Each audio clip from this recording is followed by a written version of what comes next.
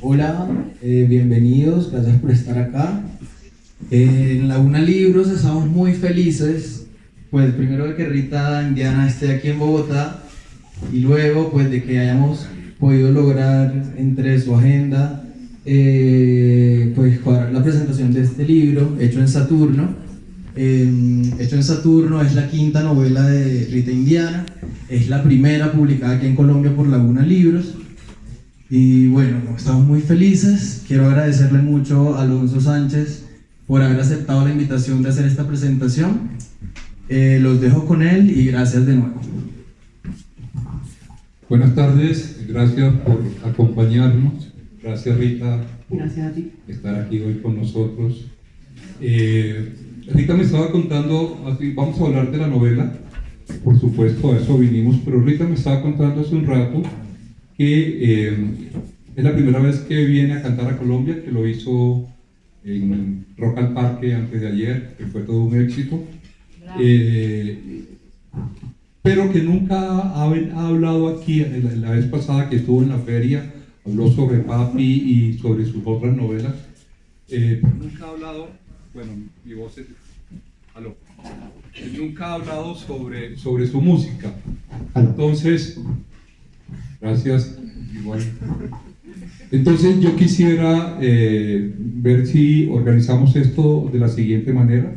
Vamos a hablar algo inicialmente sobre su música, sobre su canción, sobre su álbum de hace 9 años ya y de lo último que ha sacado. Algo de pronto que me gustaría sobre el proceso creativo, y al final sí hablamos sobre literatura, y bueno, al final no, porque después, al final ustedes hacen todas las preguntas que quieran. Pero bienvenida, Rita, muchas gracias por estar aquí con nosotros. Gracias a ti. Bueno, una brevísima presentación como para ubicarnos geográficamente. Rita es de República Dominicana, de Santo Domingo, viene de un barrio que se llama Matahambre, hasta donde entiendo. Sí, bueno, el barrio de mi abuela paterna, donde pasaban más tiempo que en mi casa. No, siempre uno pasa más tiempo en casa de las abuelas. Es un barrio que queda relativamente... Gracias. Yo creo que no lo necesitamos. Sí, yo con mi voz. ¿No oyen allá atrás? Yo con mi voz. No, bueno, tiene que cogerlo. Hola. Es que estás nervioso y lo apaga. No, me tienes tú nervioso, me tienes nervioso. Bueno, venimos de este barrio que estaba contándole, que es un barrio que queda cercano más o menos al mar, en un barrio, en una zona que se llama La Feria, y es un barrio que viene de la época de Trujillo. Aquí es importante mencionar siempre el tema de Trujillo, porque de una o de otra manera en República Dominicana siempre está el antecedente de Trujillo, que en este caso es interesante lo que hace Rita, porque de alguna manera se desprende de ese tema, como lo han ya Junot Díaz y otros lo han trabajado, y esto me parece supremamente importante, ¿no? El desprendimiento que ella hace, tanto en su música. Ahorita hablábamos del merengue, por ejemplo. El Santo Domingo siempre uno tiene la idea del merengue y de la bachata, pero esto también ha sido como rompedor, me imagino yo, en República Dominicana, la música tuya, con todo este tema de fusión. Entonces también quisiera ahorita que habláramos como un poquito de eso, pero quizá todos conocen las canciones de ellas y todo, pero yo quisiera hacer una aclaración o contar algo sobre el lenguaje dominicano, ¿no? En Dominicana, hasta donde yo recuerdo, hay como 3 acentos particulares. Uno, los que se comen la R, cambian la R por la L o la L por la R. Uno. Dos, los que cambian, creo que es la L por la I, y hablan la R y la L por la I, que es bastante parecido a nosotros en La Guajira y en el Cesar, que todos terminamos para dónde va y tú qué querés. Pero en todo caso, todos pronuncian la H como si fuera J. Y hago esta salvedad al inicio precisamente porque su disco se llama El Juidero. Juidero, bien en colombiano, viene a ser el huidero, que en lenguaje nuestro viene a ser más o menos el mierdero, o sea, el mierdero, más o menos, ¿no? Entonces, ese es el primer disco o el único disco que ella ha grabado.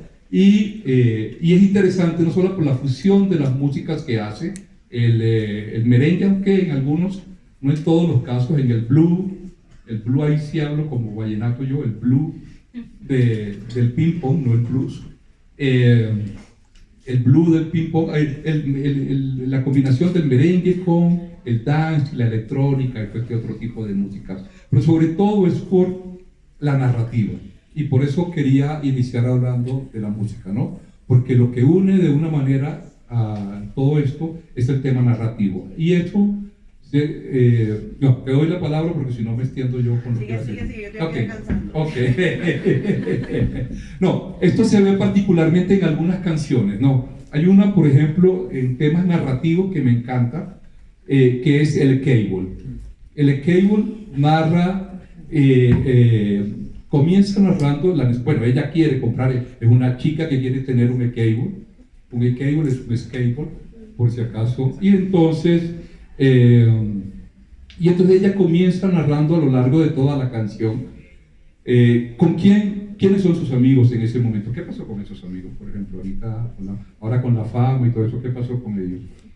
Los sitios por donde está, o sea, los amigos, está el Boli, el Yuyi, la tía amiga, el primo Alejandrito, que es el que le gusta la música de Sex Pistols, entonces está toda esa gente, están los sitios de la infancia, por donde yo trajinaba, está la piscina de Arroyo Hondo, la Plaza de la Bandera, el campo del Mirador, está toda esa zona, está la ropa que usa, o sea, es una narración bastante descriptiva del personaje, como suele suceder en todas tus canciones, ¿no? Entonces está en los Convel, está el pajón de Amanda Miguel, está todo ese rollo, y hay un lenguaje bastante de slang dominicano, de la cual me llamó particularmente una palabra la atención, porque creo que es solamente invento de ustedes, que es el tricistiquibi, que es como una pirueta, me imagino. Porque es 360 kickflip. Que Que es el 360, es un truco de patineta, pero yo digo 360 kickflip. Es una pirueta para mí, pues, más o menos. Bueno, hay otras canciones que tienen esta misma onda narrativa, ¿no? El Da Palo Do, que es como aquí en Bogotá diríamos Da para los dos. El Da Palo Do, que es la historia de los dos pueblos hermanos que crecieron con padres diferentes, uno con un padre español y el otro con un padre francés, y esa historia, que además es el video que más me gusta, un par de negros preciosos que salen en ese video, y la fotografía también es muy bella. La hora de volver, que según me cuentan, antes de anoche hizo llorar a mucha gente cuando lo cantó, que es la historia de la migración, básicamente. Está el Huideiro, que más adelante voy a retomar algo de eso, y uno de mis preferidos, que es Bajito a Selva, porque me da la impresión de que es como el que más narra, el que más describe Santo Domingo, y el pensamiento y la manera, o sea, es como muy popular, me da esa impresión, lo que cuenta esa canción, el personaje como tal, y como describe ese personaje, me suena como algo muy cercano al pueblo dominicano, ¿no? Entonces, comencemos por ahí. Bueno, Bajito a Selva es una canción como se dice, de primera impresión muy funny, muy divertida, pero el Bajito a Selva es mal olor, sí. Es mal olor. O sea, yo vivo en un país que no quiero decir segregado, pero en el que se siente una división racial muy importante, creo que del Caribe probablemente, donde más se siente una segregación racial en la República Dominicana. Y entonces pues está esta cosa de que el negro huele mal, ¿no? Que el negro huele mal. Entonces quería un poco subvertir eso y hablarle a un varón, y a un varón dominicano, negro, mulato, de que qué rico huele, qué rico ese Bajito a Selva, que todo ese sabor que estos negros no somos nada. El Caribe no es nada. ¿Qué seríamos? ¿Entiendes? Si no hubiesen llegado esa gente de África, ¿qué seríamos? O sea, nosotros somos lo que somos y tenemos el valor que tenemos cultural, porque esa gente llegó a inyectarnos una cosa muy sofisticada y muy hermosas. Entonces el bajito selva era subvertir un poco eso, del bajito selva, en vez de ser algo desagradable o que hay que rechazar, algo natural, el olor de un ser humano que ha trabajado, que ha bailado, que vive, que está vivo, porque el que hiede así, el que tiene grajo porque está vivo. Entonces también allá se habla mucho, la música popular cuando tiene sabor, cuando tiene esa cosa que se da porque uno sabe lo que está moviéndose en la calle, cuando el tambor está bien tocado, se habla de grajo. El grajo también es un mal olor. Entonces, pues, la música cuando está buena y que tiene el tigueraje que tiene que tener, se dice que tiene grajo. Entonces también Bajito Selva era un poco eso.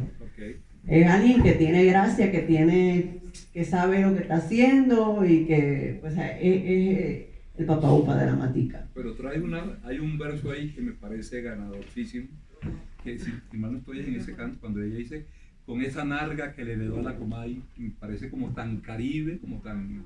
Sí, entonces también es eso, porque siempre la canción es del hombre el hombre a la mujer, el hombre a la mujer, esa nalga, la nalga la tenemos todos, no somos las nenas nada más. Entonces pues era un poco jugar con eso, con ese varón que tiene su nalguita, que tiene su cosita, y que la gente está como un piropo a un varón, estamos hartas de que nos piropen también, entonces también es jodiendo con eso, o sea, siempre a nosotras que nos están esto, lo otro, entonces es como tirándole un piropo a ese moreno que pasa por ahí, y de alguna forma, ¿verdad? Político por ahí abajo, pero también la cosa de la gozadera. Okay. ¿Qué nos cuentas de la narrativa de los otros cantos?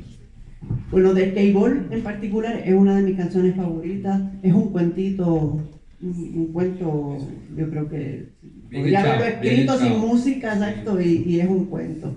Tú me preguntabas de dónde están esas personas. Para mí, lo decía ahorita en la charla de la Cinemateca, el skate, yo cambiaría mis talentos todos por poder ser un professional skateboarder. Es lo que yo hubiese querido ser, de verdad. Y es algo que admiro, no lo pude hacer porque no era muy buena, tengo muchos amigos que lo practican. Para mí es una de las bellas artes, en algún momento escribiré sobre eso. Es un estilo de vida, una filosofía, un deporte. Es una cosa una forma de interactuar con la ciudad. Para mí el skateboard que es street, el estilo calle. Y entonces pues esta canción es un poco un homenaje a eso, un homenaje a una época de mi vida formativa cuando yo tenía 12, 13 años, que andaba jangueando por la ciudad con un reguero de hombres, siempre me he juntado con un reguero de macharranes.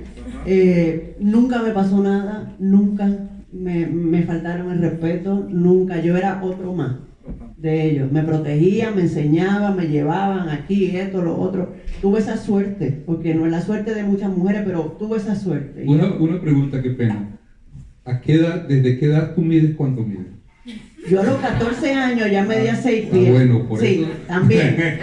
He tenido también di par de bofetadas en el corillo, también. O sea, di mi par de bofetadas, pero bueno, yo de chiquitita me emburujaba con los varones y estaban jugando a la lucha libre y yo iba para allá. O sea, participé de todos esos rituales de la masculinidad desde pequeñita.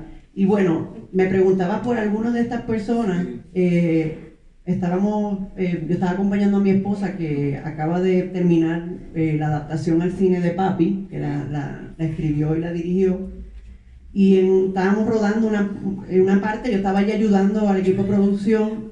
Y se me acerca este chico que le decíamos el danés, porque era blanco y era rubio, por eso era que era el danés. Que era el punk rocker, el único punk rocker que había en Santo Domingo en 1987, 87 al 89. Y entonces me cuenta que hay un par de gente que están en la canción, creo que Soti es uno de ellos, y de los que con lo que yo janguea bien, lo que está inspirada la canción, hay 2 de ellos muertos. Uno se metió a bregar con cosas ilegales y lo mataron, y el otro que le dio un tumor jovencísimo, y para mí fue como que wow, pero y hay otra persona también que pertenecía al grupo también que fue un final trágico, y para mí fue fuertísimo porque fueron gente muy, como que en ese momento me di cuenta del valor que tenían esos individuos en mi vida, que ahora hablando tal vez decimos, no, chamaco, con lo que tú te juntaste y corrías el skateboard en la ciudad, pero no, esa gente me enseñó a mí lo que es una comunidad, lo que es compartir un galón de agua, lo que es que si hay un pan no lo comemos entre toditos, o sea, una cosa formativa importante a nivel político y a nivel creativo. No, tan importantes fueron en tu vida que los mencionas en el canto. Ya eso es más que suficiente prueba de la importancia que te hayas acordado de cada uno de ellos y de la importancia que ellos tenían en el rol del juego y de la calle y todo eso, pues más que suficiente, ¿no? Pero me quedó pensando algo de lo que decías, y es, eso me da la idea de que hace muchísimo tiempo, como no lo sabes de ellos, que no estás entonces en Santo Domingo.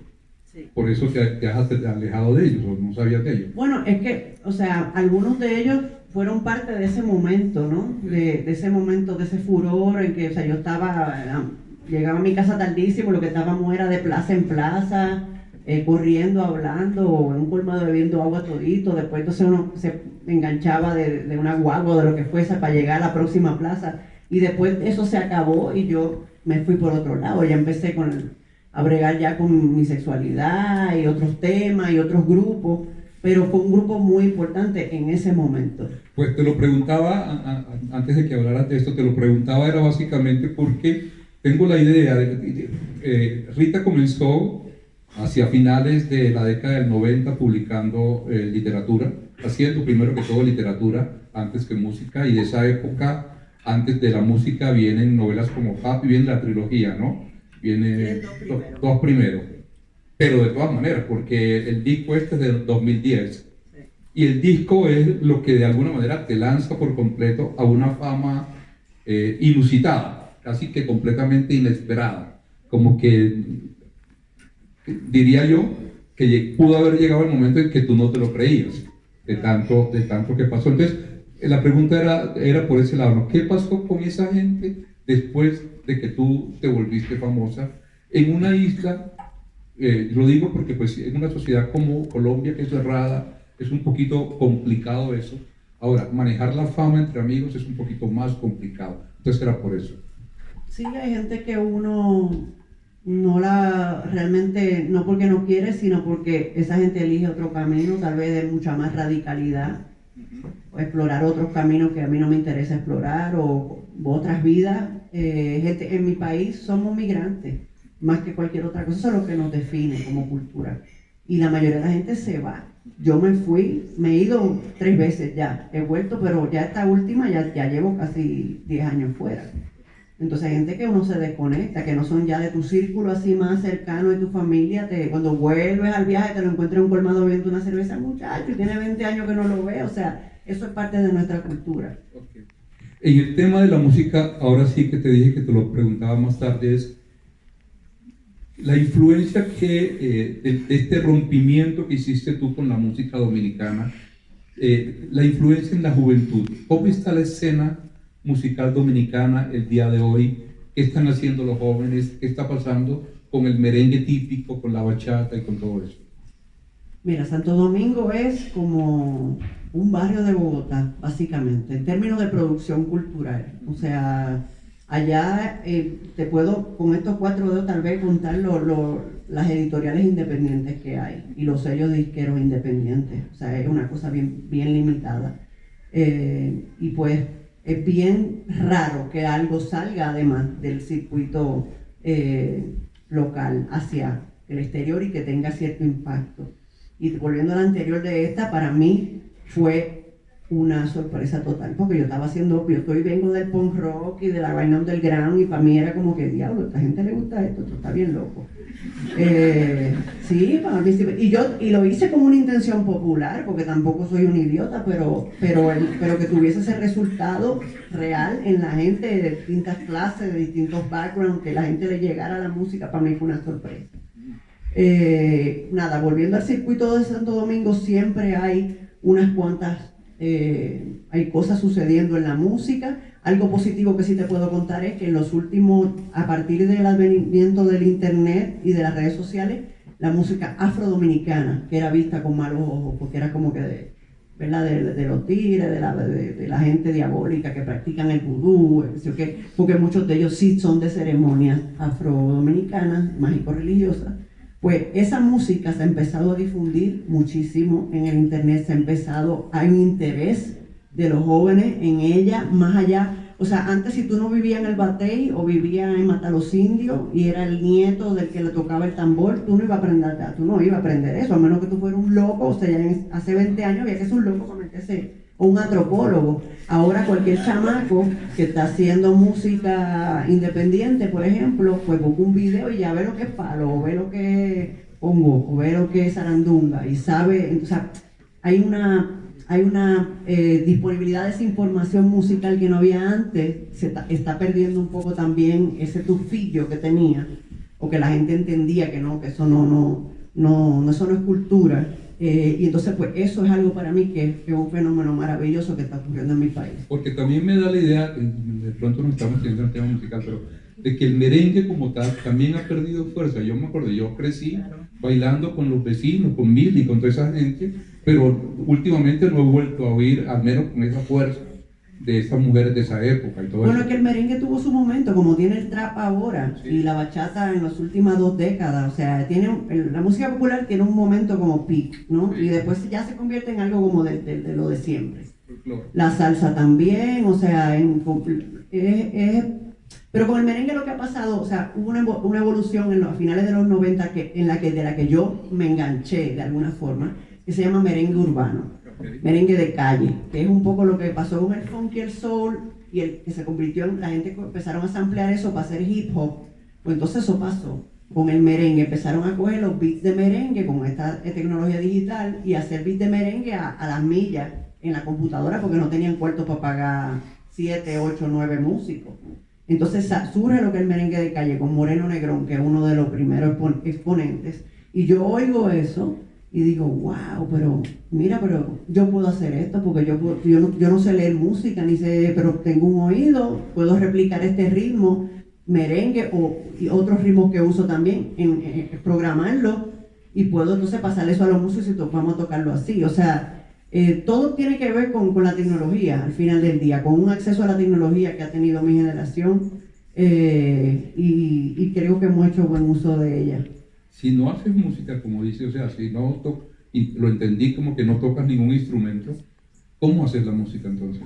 Bueno, en principio era así. Mi acercamiento fue programando, empecé a usar Reason, empecé a programar beats, GarageBand, cosas bien básicas. Oía cosas, ritmos, lo replicaba de forma electrónica. Y cuando hice un disco con un grupo que se llama Miti Miti, que es electrónica así bien elemental, y eran ritmos dominicanos, no solamente merengue, otras cosas. En algún momento en Puerto Rico, en el 2007-2008, empecé a componer unas cosas en la computadora que andan por ahí, algún día las voy a sacar. Y llego a Santo Domingo, busco unos amigos que venían de diferentes estilos. El guitarrista venía de la música raíz, el baterista venía del rock y del metal, el tecladista venía de la música más lounge, y le digo, vamos a tocar esto, como si fuese una partitura. Escuchen esto, yo quiero que montemos esto. Entonces mi partitura era esa, la programación que yo hacía en la computadora. Pero ahora, después de mucho tiempo, porque El Juidero es un disco de 2010, y ahora has vuelto otra vez y hay como una gran expectativa. Hay mucha gente que hoy le escribió a varios amigos, ¿qué quieres que le pregunte? Que si va a volver a la música. Todo el mundo era con lo mismo, que si vas a volver a la música. Y algo que le añado yo, y es, antes estabas trabajando con los Misterios, ahora has cambiado también de grupo. ¿Cómo fue ese cambio y por qué se dio? Bueno, yo hacía tiempo que yo tenía la espinita yo vivo en Puerto Rico ya hace un tiempo largo, más de una década, y tenía un interés que me lo guardaba para mí porque no me sentía como ready con lo de la plena, que me gustaba, pero no sabía cómo podría hacer esto. Y nada, de repente mis hijos, que son músicos también, me han estimulado, y oye esto, y ponte esto, y por qué no haces esto. ¿Qué edad tienen tus hijos? Tienen 21, 16 y 13. Y nada, la cosa de la plena, estoy en la isla, es un género que tiene un halo político, que en algún momento fue el periódico Radio Bemba, como quien dice musical, un periódico musical. Es una tradición afrocaribeña también, es una música bailable porque es para gozadera y para contar cosas y gozarlas. Y entonces pues me busqué unos aliados para poder parir esto que vamos a hacer ahora. A Héctor Tito Matos, que es el plenero más importante de su generación en Puerto Rico, enciclopedia de la plena, yo le digo, que es con quien estamos haciendo esa nueva fusión de rock, blues, metal, otras cosas funk que vamos a mezclar con la plena. Ahorita que dijiste que hace rato vives en Puerto Rico, una pregunta de Puerto Rico, es uno de los epicentros, Medellín es otro, y del reggaetón, y en tu música eso no aparece por ninguna parte. No, independiente. No tengo ningún problema con el reggaetón. Me gusta el reggaetón. No compro discos, pero escucho reggaetón de vez en cuando. Pero la plena básicamente es la abuela del reggaetón. O sea, ese es un beat bastante similar y es un beat bailable. Y más que eso, entiendo que el reggaetón ya tiene un mercado muy grande. ¿Por qué voy a hacer lo que hace todo el mundo? La plena es de Puerto Rico. También es de Puerto Rico.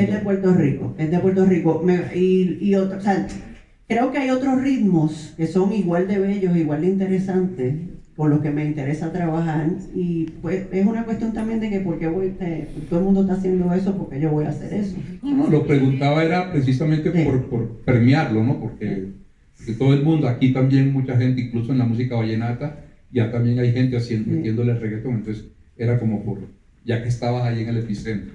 Bueno, hablemos un poquito ahora sí de narrativa literaria, ¿no? El libro que vamos a presentar, que se llama Hecho en Saturno, es su última novela, fue publicado el año pasado con Editorial Periférica, y a partir de abril lo tenemos aquí en Colombia con Laguna Libros, que como saben están haciendo unos libros preciosos, y ahí le hicimos publicidad a Laguna Libros.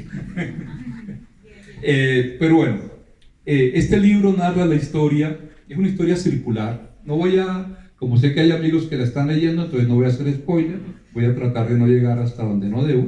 Solo puedo decir que es una historia circular que comienza y termina en Cuba.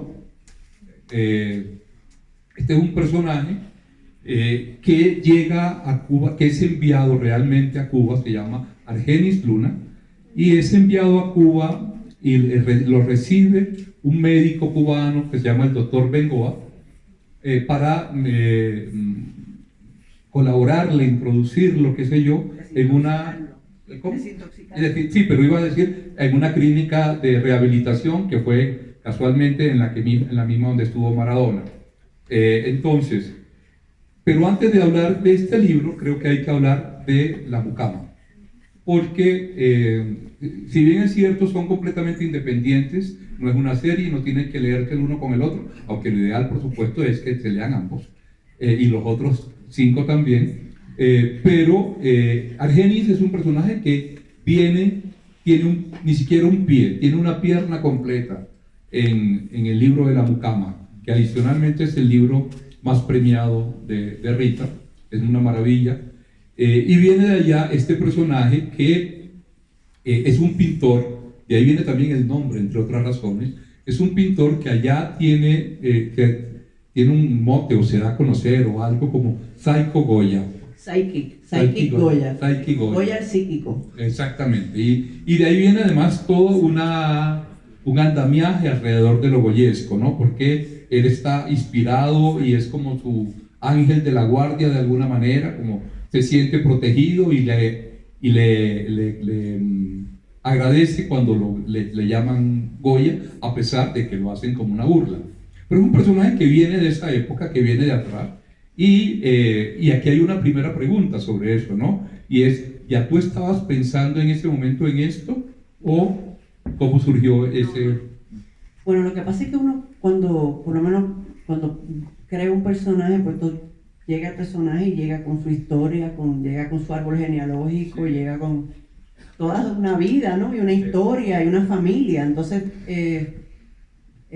si no sería un animalito de fábula, ¿verdad? Entonces, pues Argenis trajo mucho consigo, mucho bagaje ahí genético maravilloso que me ha dado para escribir otra novela y probablemente otra más. Sobre todo porque él es un personaje que se parece mucho a muchos amigos que he tenido durante mi juventud y adolescencia, que eran, para mí, que vengo de una familia un tanto conservadora, balaguerista, o sea, de centro derecha, cuidado, pues cuando de adolescente conozco unos amigos, amigas, que sus papás eran de izquierda, habían peleado tal vez la revolución del 65, habían estado militando en los 70 en el MPD, el Movimiento Popular Dominicano, en el Partido Comunista. Eso me abre a mí una ventana y es cuando yo aprendo que hay otra dictadura dominicana, que es la dictadura de Balaguer durante los 12 años, y que esta gente vivió eso, que fueron presos, que fueron torturados. Mientras en el mundo pues había un movimiento revolucionario internacional liderado por jóvenes sobre todo, y a mí esto me fascinó, me pareció, porque no era algo que yo oía en mi familia, no era algo como mítico, que yo empezaba a entender y a aprender a través de mis amigos, que me lo decían como de sus experiencias, ¿no? Mi papá, que en tal concierto, en tal protesta, a mí me llevaban en alto y pidiendo que los presos políticos fuesen liberados. O sea, era algo para mí como un secreto, así un secreto de Estado, porque en los libros de historia no estaba eso, por lo menos hasta los 90 no estaba. Entonces, pues Argenis es uno de estos tipos y yo quería explorar un poco. Él en algunos momentos una excusa para explorar ese pasado revolucionario dominicano de los 70, esa militancia que ocurrió, que falló, porque muchos de esos líderes que ponían la carne en juego y que fueron presos y torturados, ahora son políticos corruptos. Entonces, ¿qué pasó? ¿Cómo pasó? ¿Cómo pasó eso? ¿Cómo se transforma el alma humana? Me parece muy interesante que esa evolución se dé así, y es súper común. Entonces, pues, Argenis es como la semilla de todo eso. Él trajo todo eso como personaje desde la mucama hasta aquí. Ok, el tema de la corrupción lo vamos a tocar ahorita, además, porque olvidé mencionar el tema de la crítica y la preocupación social, que aparece casi que en todos tus cantos, siempre está, ese es como escenario de fondo, siempre aparece, y en estos libros vuelven a aparecer por completo ese tema. Pero antes de entrar, hay que hacer como no digamos árbol genealógico, pero sí como ir bajando una jerarquización. Conté que este personaje que comienza en la mucama metiendo perico, y aquí desde la primera párrafo ya no está metiendo perico sino heroína, ya el tipo se ha superado y ya cada vez va a un estado peor de lo que estaba, ¿no? Y es la historia de su regreso a Santo Domingo y su vuelta otra vez a Cuba, pero realmente el tema de fondo para mí de este libro, pues para mí no, pues el tema de fondo es el conflicto padre-hijo, que es a lo que quisiera que le dedicáramos un poquito de tiempo, ¿no? El padre en la literatura, este conflicto viene de los griegos, y ahí viene el padre ausente sobre todo. Aquí hay una doble cosa, hay un padre ausente, pero al mismo tiempo ese padre ausente es un padre autoritario, es un padre que no lo deja a él ser quien no lo deja ser, digámoslo así, ¿no? Pero es un padre ausente, pero en su ausencia es más presente que nada, porque es como una cosa fantasmagórica. Bueno, pasa con todos los padres ausentes, pero este en específico, el problema es que es ausente, pero es un héroe de la resistencia. Aparentemente. O héroe de la guerrilla urbana. Sí, o sea, sí lo fue, pero ya es otra cosa. Entonces ahora es un político exitoso. O sea, siempre este hijo de la generación X, para ponerlo en un contexto temporal a la que yo creo que pertenezco, estamos sandwichados entre esta gente, estos baby boomers que cambiaron el fucking mundo, y hay que darle crédito por eso, porque sí, o sea, dijeron vamos a hacer, algunas cosas le salieron mal, otras buenas, pero todas nuestras luchas de derechos civiles, casi todas, o sea, en la forma en que las estamos luchando, vienen de lo que pasó en los 60, sí, en el mundo entero, y en los 70. Entonces este papá heroico que tuvo también las circunstancias que las crea uno, pero también ellos tuvieron otras circunstancias, venían de una Latinoamérica que estaba poblada de dictaduras, era muy fácil identificar un enemigo, pues dictaduras de derecha extrema, o sea, este es el enemigo y nosotros vamos contra eso. Ahora la cosa es un poco más, digo, se está volviendo a concretar, pero ese papá heroico está todo el tiempo, como una sombra, como ese monkey en el shoulder, ¿no? Es un poco esa relación con ese fantasma, que también es en la novela Papi también yo trabajo con eso, que es mi propio padre ausente, que yo llenaba con palabras el espacio en el que no estaba, diciendo todas las cosas que me había comprado. El mes que estaba conmigo del año entero, pues ese mes él me llenaba de amor con tenis, zapatos, juguetes, o sea, 1000 cosas.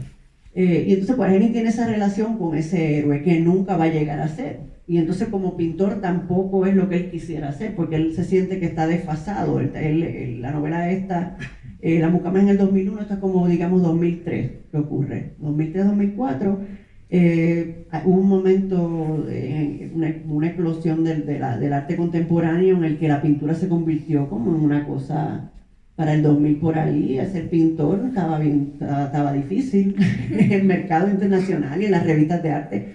Eso era como macramé. Entonces pues él tiene también esa cosa de estos padres pintores de la antigüedad como Goya, que vivieron en un tiempo en el que eran reverenciados y en que eran héroes también, y él no le tocó ni un héroe, ni ser un héroe de una cosa ni para la otra tampoco.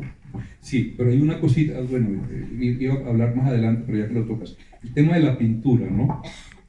La pintura aparece en tus cantos, o sea, el arte, las artes plásticas me refiero, aparecen en tus cantos, y aquí aparece muchísimo, está completamente referenciado, no solamente Goya, Vermeer, Basquiat, van apareciendo toda una serie, obviamente aparecen ahí como si fueran inspiradores del trabajo de Argenis, pero obviamente tienen que ver contigo también, porque por algo están ahí metidos.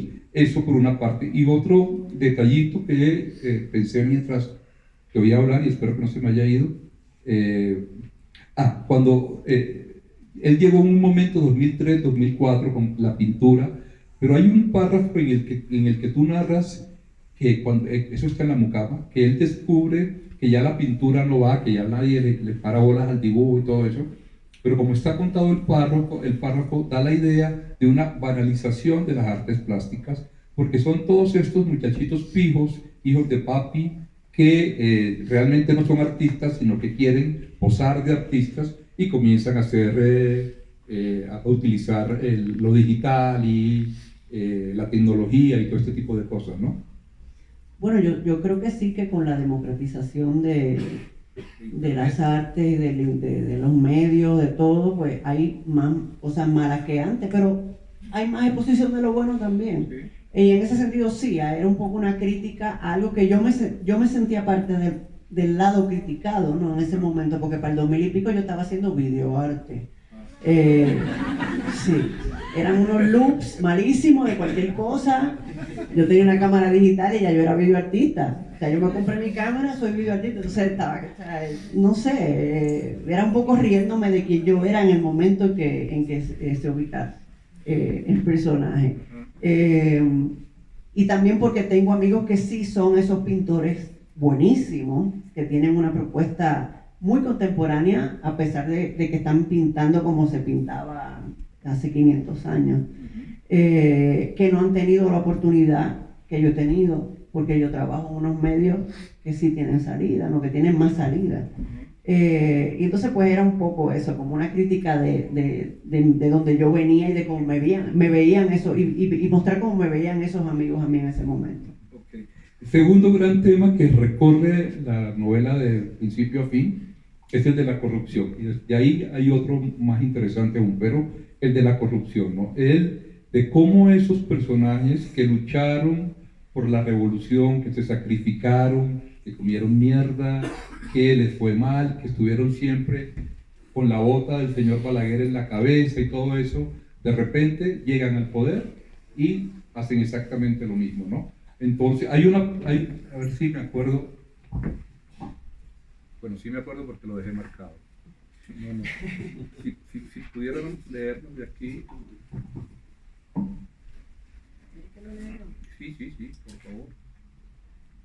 Hasta ahí. Es Ernesto. ¿De ahí?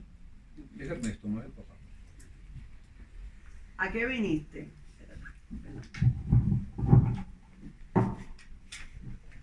Déjame buscar el dominicano. ¿A qué viniste? ¿A pedirle cuarto a papi? ¿A poner a mami nerviosa? ¿No estabas bien allá metiéndote de todo? Como siempre, haciendo a uno pasar vergüenza. Papi te dejó de mandar dinero porque lo llamaron del servicio de inteligencia cubana para decirle que Bengoa te estaba suministrando tu droguita. Tú eres idiota, fucking estúpido, anormal. ¿Tú crees que papi no tiene amigos? Papi tiene amigos en toda parte, imbécil. ¿Por qué te da tu trabajo hacer lo correcto? Es que nada te importa. Que se joda papi, que pierda su posición en el partido. Y mami que se muera de preocupación. Que se mueran, ¿verdad? Eso es lo que tú quieres, que se pudran.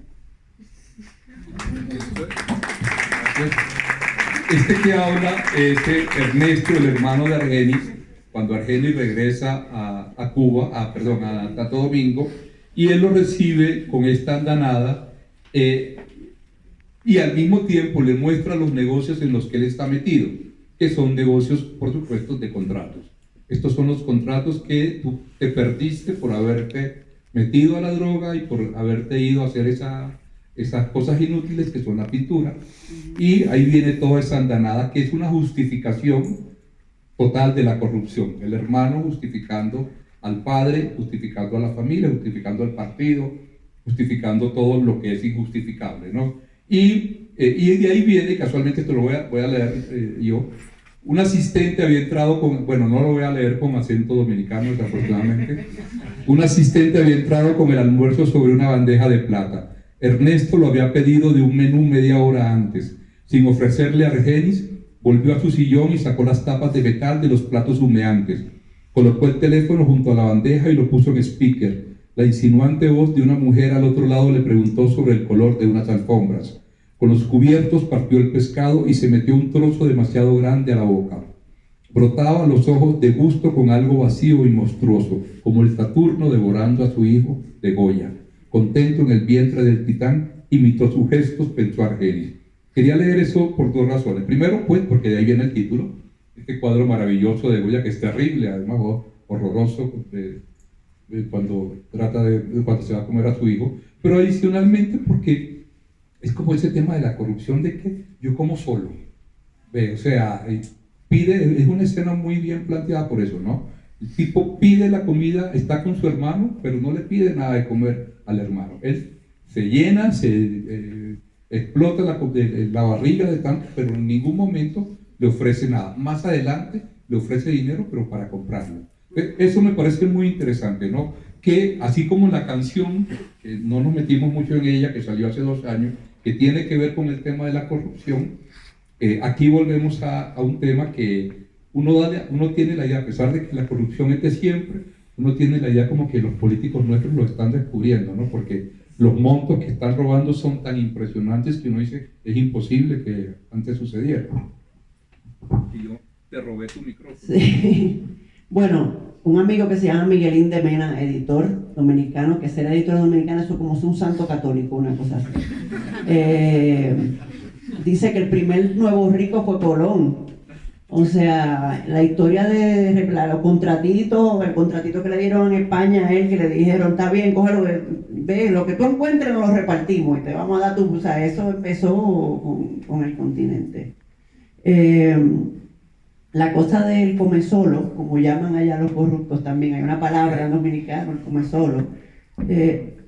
En este contexto de esta gente, del que está en el poder ahora, es aún un poquito más monstruoso, porque sí, o sea, es como el paradigma puede ir de un polo a otro. O sea, en un principio estamos luchando por los trabajadores, por una igualdad, por una cuestión altruista, ¿no? Y de repente estamos metiéndonos caviar, filete y whisky y Blue Label todos los días, nosotros aquí, o sea, trancados. Entonces, no, yo estoy todavía investigando con mi literatura un poco esa psicología. ¿En qué momento ocurre eso? que yo creo que en ese Saturno hay un momento que cuenta cuando el papá lo lleva tiene el dinero para comprarle un regalo de Navidad que le ha dado su esposa porque él no trabaja, porque él es militante. En los 80 ya no hay lucha, pero reparte periodiquitos. Él ve que los amigos están progresando, es el papá de Argenis, digo, están progresando. Progreso quiero decir que tienen un poder adquisitivo mayor, que tienen jipeta, tienen traje. Y él dice, es la cosa, el deseo al final, que es una cosa muy humana, ¿no? El deseo de prosperar, que se nos inculcan desde pequeñitos en la televisión, en el internet, esa cosa de ser próspero, que es tener el traje adecuado, la mujer adecuada, el carro adecuado, y esa es la lástima, ¿no? Que es algo tan banal, pero es eso. Ahí es que el switch al papá de Argenis, esto es un traje, él quiere un traje. Él quiere un traje porque él quiere verse como se están viendo ya sus amigos. Él quiere un traje, y ahí es que él le vende el alma al diablo por un traje de saco y corbata. Y es curioso, ¿no? El padre que ha sido revolucionario, que ha luchado por la izquierda y todo esto, acepta al hijo en el momento en que lo ve vestido con ese traje de marca. Ese es otro tema que aparece mucho en la novela, ¿no? En la cultura popular, la cantidad de marcas. La marca, la ropa de marca, pero la marca de todo. Todo tiene una marca. Y eso habla mucho de latinoamericanos, pero en general, ¿no? Hay otro tema que me llama la atención también, que va de un lado al otro, que es el de la nostalgia. Y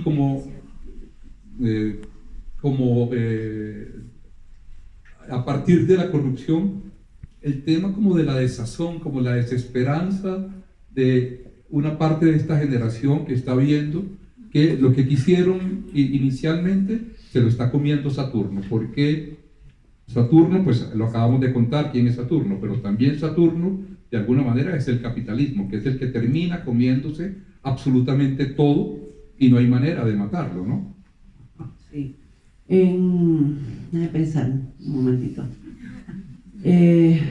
Pues déjame decirte una cosita ahorita que hablé de la nostalgia, ¿no? Porque la nostalgia se ve tanto en La Habana como en Santo Domingo, pero en Santo Domingo se ve mucho más fuerte que en La Habana, porque en La Habana, a pesar de que ve uno lo que está pasando en Cuba en este momento, de todas maneras como que el cubano se acostumbró un poquito más a eso y hay como cierta alegría, que puede ser falsa o no, pero está en el ambiente y hay una vida de no acabar de noche y día. Pero en Santo Domingo no, la descripción que haces de lo que eran los barrios antes y de lo que son los barrios ahora, de cómo se han prostituido en el sentido de las ventas ambulantes y de todo ese tipo de cosas, no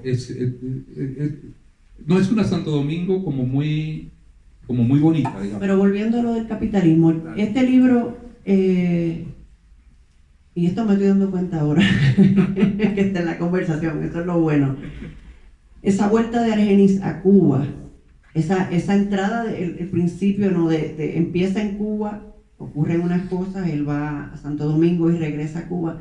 Yo creo que de alguna forma prefigura pues una intención de que revisemos el socialismo y o sea, tiene que haber una forma de que sea viable, de un socialismo viable, de un socialismo para el individuo, no para las grandes masas, tíralas ahí a matar. Y eso yo creo que es un poco esa vuelta a esa Cuba. O sea, él empieza en una Cuba que es un poco monstruosa, de ese Saturno que está este psiquiatra que lo que está no es por curarlo, sino que está joseando, no me importan los spoilers, lleguen. Lo que quiere la platita, o sea, te voy a vender la medicina, te juqueo con la medicina para curarte de la adicción a la heroína. Los dólares que me mandó tu papá. Y los dólares que me manda tu papá, tiene todo un sistema. Entonces es raro porque es un microcapitalismo para sobrevivir en un socialismo imperfecto y disfuncional. Entonces es una cosa bien, de alguna forma monstruosa y grotesca, este personaje del psiquiatra, Dr. Bengoa, que le puse a Dr. Bengoa por Dr. Benway, de Naked Lunch. Y entonces, pues, él pasa por este proceso de Santo Domingo, que yo creo que como una especie como de limpieza, ¿no? De real, que él, no solamente de la adicción, sino también espiritual. Y que cuando el papá entonces lo acepta, es que él logra matar a su papá, Sí. o sea, deslindarse del héroe, de esto, de lo otro, o sea, cuando recibe el amor real de ese papá, aunque sea una microdosis, te llevo, entonces que él logra decir, sabes, esto no más, y regresa a una Cuba que no sabemos qué va a pasar, regresa a esa Cuba por amor, que al final del día yo creo que el socialismo parte de una idea de amor por el prójimo. Bueno, como nos estamos quedando sin tiempo y quiero que ustedes hagan algunas preguntas, una cosita final. El libro está repleto de referencias culturales, como dije, de artes plásticas, de literatura, de cocina. Hay unas cosas maravillosas de cocina por ahí. Yo quería saber algo sobre tu proceso creativo. ¿Cómo es todo eso? O sea, tú te alimentas todo el tiempo y metes todo eso en la cabeza como en una licuadora y en un momento le das vuelta y sale el libro, o vas escribiendo y a medida que vas escribiendo le vas sumando lo que vas leyendo. ¿Cómo es eso? Bueno, a veces surge de una canción, a veces surge el libro está dedicado a alguien muy querido que se llama Milagro, que era como mi mamá adoptiva, y ella y su marido tienen una casa en Santo Domingo que, como te dije, no tiene esta potencia cultural de lugares, espacios y programación. Entonces, las cosas a veces especiales ocurren en estos sitios orgánicos de la casa de alguien que tiene una biblioteca cabrona, que ha acumulado libros, discos de vinil, y esta gente tenía una casa así. No me acuerdo qué estaba hablando porque me emocioné. Y entonces, bueno, en esa casa, creo que esto se le fue la batería. Hola. En esa casa he escuchado, yo creo que gran parte de la música que tengo adentro la escuché en esa casa. Y a ellos les gusta muchísimo el rock, blues, como los Allman Brothers, este tipo de música del principio de los 70. Y pues es un poco un homenaje a ellos, a Milagros y a Miguel. Y un poco un homenaje a la época, es como mirar la época de gloria del papá de Argenis, pero desde otro lado, de un lado musical de la época que no tenía nada que ver con lo que él oía ni nada así, pero sí era coetáneo. Bueno, ahora sí, si alguien tiene preguntas, acá. Hola. Mira, funciona cuando quiere. Gracias. Primero, uno quisiera como hacer un aporte a esto, a la conversa que tenían ahorita sobre el reggaetón y la plena. Creo que la plena es realmente un ritmo raizal. El reggaetón es un género musical, es decir, es una categoría de mercado, no es un ritmo, porque eso es sucus o en los 80 le decían meneíto, o en fin, solo para aclarar la riqueza de eso que tú dices y recordar también la fraternidad que hay en el Caribe, porque esos beats todos pulsan en los mismos lugares de todo Colombia, Venezuela, todo eso, solo para... Sí, bueno, una de las razones por las que yo uso en los misterios y ahora en el comité instrumentos raíz, para llamarlo de alguna forma, instrumentos de percusión de madera y cuero, que no son, nunca el beat viene del teclado, o sea, del sintetizador, sino que viene de una tambora de merengue o palo también que metí en los misterios y ahora de la plena.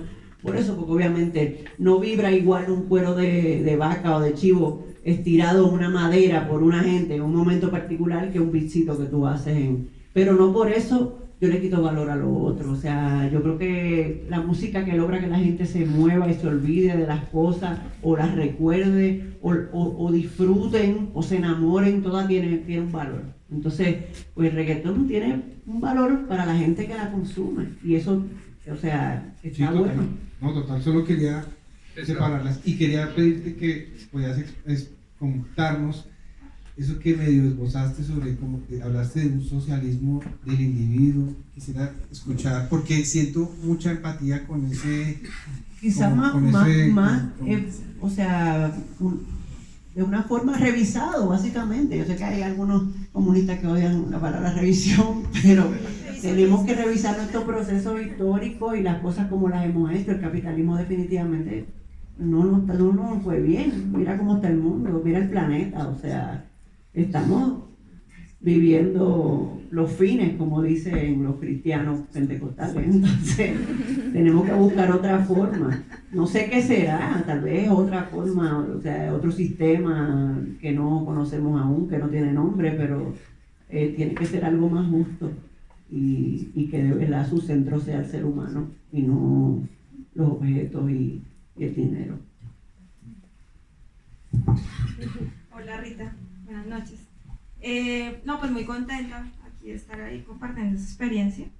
Y pues yo tengo una inquietud, soy feminista y digamos que siento que ese tema de la lucha contra la corrupción, que se parece el lema de...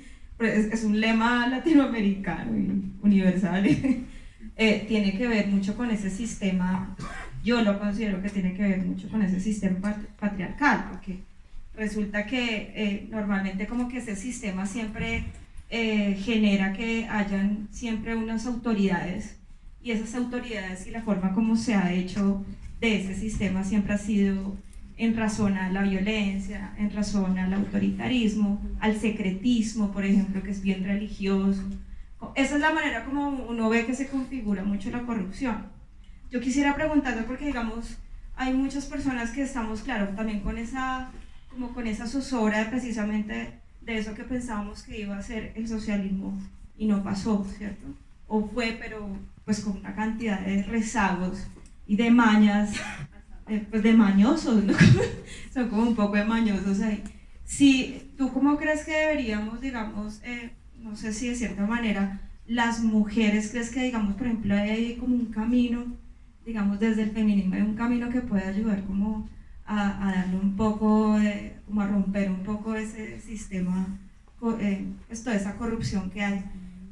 Y de qué manera podemos hacerlo, porque yo también veo como bastante hostilidad cuando se descubren cosas que tienen que ver con corrupciones personales, ¿no? Como esas corrupciones pequeñas que están en los parches pequeños y en los círculos que son las que se van alimentando y que empiezan con un traje y que después quieren o empiezan con ciertas relaciones a hacer cosas y todo eso va aumentando. Entonces digamos como de qué manera, cómo podría ser, cómo podríamos buscarnos o cómo intentas tú hacerlo, porque yo lo veo que desde la narración pues es fabuloso, pero digamos hay otras que lo hacen desde otros modos y eso genera también violencias y confrontaciones. Bueno, yo creo que mi forma, yo soy una feminista silvestre, no soy feminista de academia ni soy feminista, o sea, soy mi propio feminismo, ¿no? Lo más difícil y yo creo que donde la lucha realmente se va a dar es en la casa, o sea, yo hablaba con mi hijo Gonzalo en el taxi, porque yo decía que en Santo Domingo hay mucho machismo, pero que de alguna forma las familias se organizan de una forma matriarcal. La abuela, la mamá es la que manda y es la que dice. Pero mi hijo me dice, sí mamá, pero esas abuelas son machistas. Entonces pues está cabrón. Es así, o sea, esa es una gran verdad. O sea, nosotras históricamente ya tenemos un poquito más de ayuda, pero somos la que educamos a los varones cisgender, heterosexuales, a bregar de la forma que lo hacen, y a los no heterosexuales también, porque usted puede ser gay y ser el macharrán más grande del mundo. Los conozco, los quiero, ¿okay? Pero es así. Y las mamás y las mujeres todas, o sea, tenemos un machista adentro, porque esto es una cosa milenaria que estamos repitiendo y repitiendo y repitiendo. A mí, yo me veo todos los días haciendo cosas que van en contra de mi propia integridad como mujer, con mis hijos.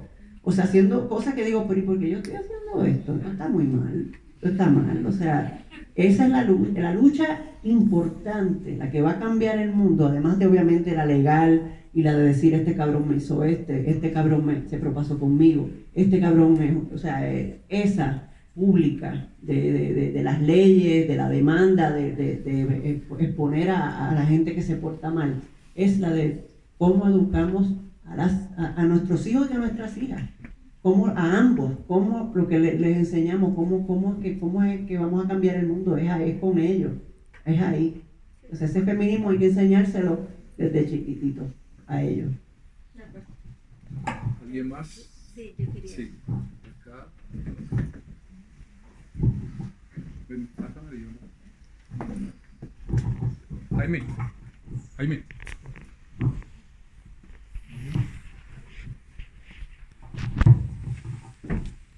Hola. Mi nombre es mi pregunta es un poco más sencilla y tiene que ver con uno de los temas fundamentales de la literatura y también como tú lo abordas en la música. Y es el tema de la muerte. Ahorita hablaban del libro, hablaban de la nostalgia, de esa nostalgia de las ciudades, de cómo se transforman las ciudades en relación a la economía y demás. ¿Cómo concibes tú el tema de la muerte y cómo aparece ese tema en tu literatura? Bueno, el tema de la muerte yo creo que el eje es uno de los ejes fundamentales de mi trabajo y de mi ser en este mundo. Mi papá murió cuando yo tenía 12 años, eso me marcó. Yo digo que no, quizá no sería escritora, artista, o quitemos esos labels, ¿verdad? Vamos a decir, no sería el ser humano que soy y la forma en que entiendo el mundo sin ese evento.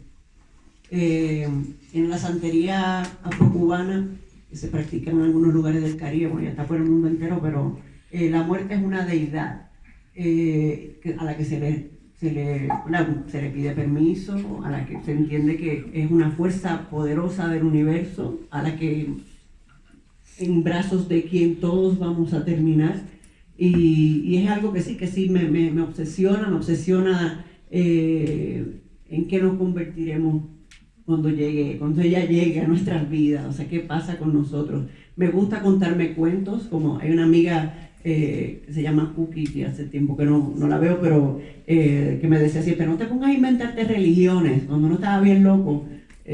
Pues un poco me gusta inventar historias de qué pasa con nosotros luego de eso. Y también, pues, en estas tradiciones afrocaribeñas se les rinde homenaje y se les rinde culto a los muertos.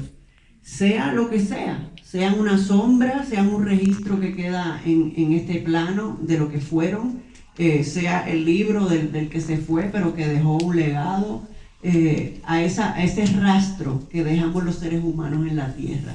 Y entonces también el estar tan pendiente de que eso sea algo presente en nuestras vidas, yo creo que puede ser algo transformador también, porque entonces nos da el tiempo, cobra otro valor.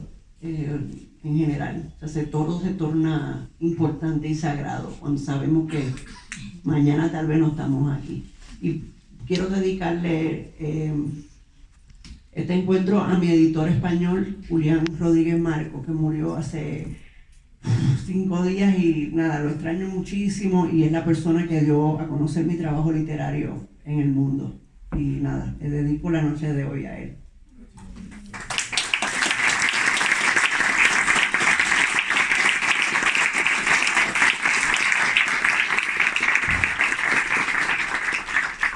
Bueno, muchísimas gracias por acompañar. Ok, qué pena. Okay.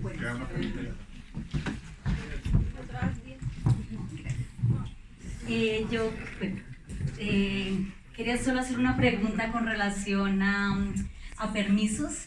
Tiene a ver un poco con lo que estaba hablando ahorita de los artistas y de pronto de esa experimentación que hizo con la parte visual, y que también es un poco como la música. Y es como, sin ser, digamos, sin tener una formación específica en esas otras áreas, cómo no castra, digamos, esas ganas de querer experimentar, quizás sin tener esa expectativa de aprofundar y ser el mejor ilustrador o el mejor, no sé, músico, y poder darse permiso de hacerlo, quizás después decir, no era tan chévere, pero, o sea, ¿de dónde saca? Porque a veces creo que eso es algo que realmente casi todo el mundo tiene.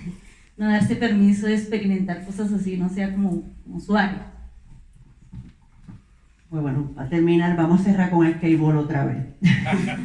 En la cultura del skate y en la cultura del punk rock, está esto que se llama do it yourself, hazlo tú mismo, DIY. Entonces, pues ese es como mi lema, y yo creo, y lo transmito a todo el mundo. O sea, obviamente todo el mundo no va a ser Leonardo da Vinci, pero yo creo que todo el mundo, todos somos creativos, todos podemos dibujar, no vamos a ser O sea, la maravilla, no vamos a hacer Beethoven, pero todos podemos tocar un instrumento mal, por lo menos. O sea, es parte de quienes somos como seres humanos. No todos podemos ser artistas profesionales, pero sí, para mí, o sea, el arte tiene muchísimas facetas, una de ellas terapéutica, y hay cosas que surgieron de gente completamente naif, que no tenían, a veces ni habían visto los fanzines y los afiches, por ejemplo, que se produjeron en California, cuando el punk estaba en sus buenas. Tú dices, y a veces era un chamaquito de 14 años, habían chamaquitos de 14, 15, 13 años produciendo unas cosas que tú la ves ahora y tú dices, mierda, o sea, que tienen una fuerza, que tienen un discurso y que para mí tienen un valor como obra de arte.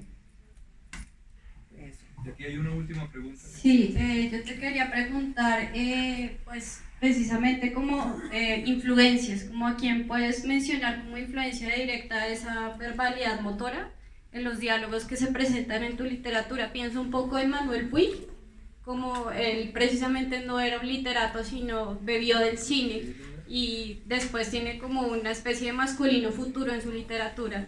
Y también Severo Sarduy, que también son influencias, pues precisamente pensando un masculino otro, pensando esto. Esa es la primera, y la segunda es si volveremos a ver como ciencia ficción en tus novelas. La segunda, que es más fácil, te respondo primero, sí. Ok, esto parece la entrevista que mandan los estudiantes de doctorado. Que son, mierda, 6 horas de trabajo, ya yo voy a empezar a cobrar. Así que estudiantes de doctorado, ya saben, hay tarifa para las preguntas. No, mentira. Espérate, la pregunta primera, ¿cuál era? Exacto. La referencia, mira, los diálogos, yo no tengo ningún referente literario. Mis diálogos vienen de la vida misma, de la gente, la forma en que la gente habla. Y está bien quien busca su referente en la literatura, pero yo escucho, me gusta la psicología de la gente. Creo que es una de las formas más bonitas de entender la psicología humana, es la forma en que la gente habla, los acentos, las pausas, la forma en que dicen, la musicalidad que tienen la gente, como dice las cosas. La gente habla en octosílabos, como si fuesen poetas, a veces no se dan cuenta. Severo Sarduy, sin embargo, sí fue una influencia bien grande para papi. Estaba muy imbuida en la obra de él en ese momento y en su teoría de género, que está en las novelas. O sea, el tipo es teoría queer, pero del año 2050, en esas novelas. La de ciencia ficción. No, ya digo que sí. Sí que sí. Sí. Ya cerramos, ya sí. Sí, como provinciana caribeña, pues no es tanto una pregunta, ¿no? Quiero decirte que admiro y también agradezco el posicionamiento que tú le das a la cultura popular, a la voz popular, que es una resistencia que tenemos los provincianos caribeños, y que escribimos, que hacemos arte, en el que lo popular es excluido, en el que esa visión de mundo capitalista, en esa visión en que todos queremos alejarnos un poquito y parecernos lo menos popular, lo menos parecido al pueblo, alejarnos de los menos negros, lo menos indígenas. Y uno siempre tiene las resistencias en que, pero ¿por qué tienes que escribir así o hablar así? La idea es siempre de pulir, ¿no? Pulir como eso popular.